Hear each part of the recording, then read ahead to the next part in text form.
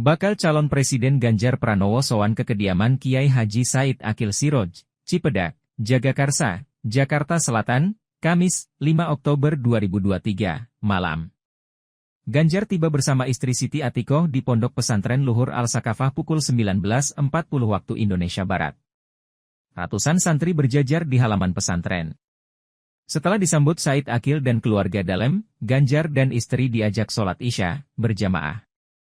Ganjar dan Said Akil kemudian melakukan pertemuan tertutup selama 1 jam. Kepada wartawan, Kiai Said Akil Siroj mengaku bersyukur atas kedatangan Ganjar. Ia pun mendoakan agar Ganjar terpilih menjadi Presiden 2024.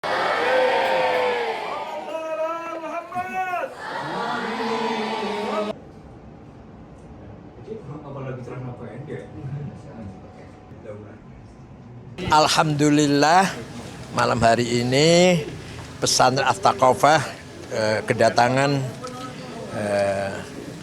tokoh nasional yang insya Allah Tuhan memberikan jalan kemudahan, beliau akan terpilih menjadi presiden yang akan datang, yaitu Pak Ganjar Pranowo. Beliau yang saya kenal dekat itu kakeknya ibunya. Beliau adalah Kiai Hashim Rois Syuriah NU 2 periode, tahun 71 sampai 81 ya. 73 sampai 83. Kakeknya istri, kakeknya ibu. Ya, jadi saya lebih dekat dengan ibu karena keluarga besar Nahdlatul Ulama itu dari Purbalingga. Ya. Ini menggambarkan dukungan NU ke Bapak Ganjar, Pak? Belum saya dikatakan begitu ya. Tapi yang jelas beliau dengan saya dekat sekali.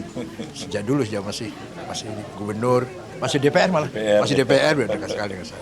Tadi apa aja yang diperbincangkan di dalam, Pak? Guyon-guyon ya. Makan itu, cerita makan. Ya. Ada wejangan khusus nggak Pak Said untuk Mas Ganjar? Ya. Jadi ide saya tentang Islam Nusantara, kalau Pak Ganjar jadi presiden, teruskan. Bila perlu diekspor ke luar negeri. Karena satu jalan adalah bagaimana Islam menyatu dengan budaya. Bahkan budaya dijadikan fondasi Islam. Itu yang akan bisa Islam yang ramah. Yang jelas di Timur Tengah, kalau hanya Islam yang meninggalkan budaya, tegang, konflik, bahkan perang saudara. Ada masukan cawapres dari Pak Kiai, Pak? Tadi bicara apa aja sih, Mas? Minta saran cawapres Pak kepada Pak saya tidak hanya minta soal cawapres, soal bernegara, berbangsa, cerita dalam soal Islam Nusantara tadi, karena itu sangat ideologis dan jauh lebih penting dari yang sifatnya pragmatis ya.